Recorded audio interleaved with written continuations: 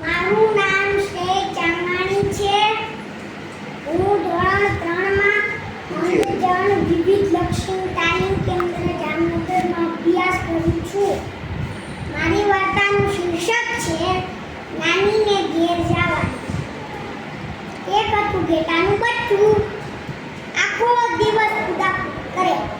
એક દિવસ તેને નાનીના ઘરે જવાનું મન થયું. બીજા દિવસે તે નાનીના ઘરે જવા નીકળ્યું. રસ્તામાં જંગલ આવ્યું. તેમને કોઈકનો અવાજ સાંભળ્યો. આગળ જઈને જોયું શિયાળ હતું. તેને જોઈ શિયાળ બોલ્યું, એ ઘેટાના બચ્ચા, ક્યાં જાય છે? તને ખાઈ જઈશ. આ સાંભળી બચ્ચું બોલ્યું, અરે શિયાળ મમ્મા, હજી તો હું નાનો છું. નાનીના ઘેર જાવા દો, તાજું માજું ખાવા દો, પછી મને ખાજો. આ સાંભળી શિયાળ બોલ્યું, ઠીક છે, હું તને પછી ખાઈશ અને મારું પેટ ભરીશ. આટલું કહી બંને પોતાના રસ્તે ચાલ્યા. ઘેટાનું બચ્ચું તો જંગલમાં આગળ ચાલ્યું. ચાલતા ચાલતા તેમને કોઈકનો અવાજ સાંભળ્યો. આગળ જઈને જોયું ગીધ હતું. તેને જોઈ ગીધ બોલી, એ ઘેટાના બચ્ચા, ક્યાં જાય છે? તને ખાઈ જઈશ.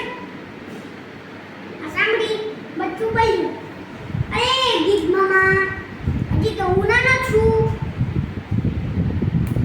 નાનીના ઘેર જાવા દો, તાજું માજું ખાવા દો, પછી મને ખાજો. આ સાંભળી ગીધ બોલ્યું, ઠીક છે, તને પછી ખાઈશ અને મારું પેટ ભરીશ. આટલું કહી બંને પોતાના રસ્તે ચાલ્યા. ઘેટાનું બચ્ચું તો જંગલમાં આગળ ચાલ્યું. ચાલતા ચાલતા તેમને કોઈકનો અવાજ સાંભળ્યો. આગળ જઈને જોયું તો વાઘ હતો. તેને જોઈ વાઘ બોલ્યો, એ ઘેટાના બચ્ચા, ક્યાં જાય છે? તને ખાઈ જઈશ. સાંભળી બચ્ચું બોલ્યું, અરે વાઘ મામા, હજી તો હું નાનો છું. નાનીના ઘેર જાવા દો, તાજું માજું ખાવા દો, પછી મને ખાજો. સાંભળી વાઘ બોલ્યો, ઠીક છે, હું તને પછી ખાઈશ અને મારું પેટ ભરીશ. આટલું કહી બંને પોતાના રસ્તે ચાલ્યા. ઘેટાનું બચ્ચું તો ચાલતા ચાલતા પોતાના નાનીના ઘરે પહોંચી ગયું. ત્યાં જઈ નાનીને બધી વાત કરી.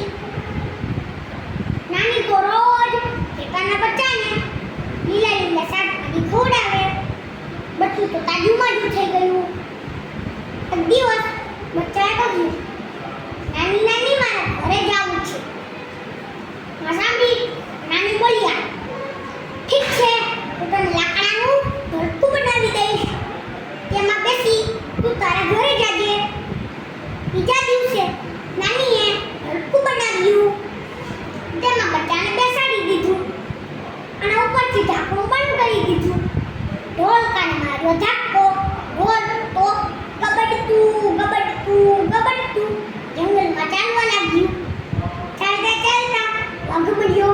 વાઘ બોલ્યો, એ ઢોલકા, ઉડે. તે ઘેટાના બચ્ચાને જોયું.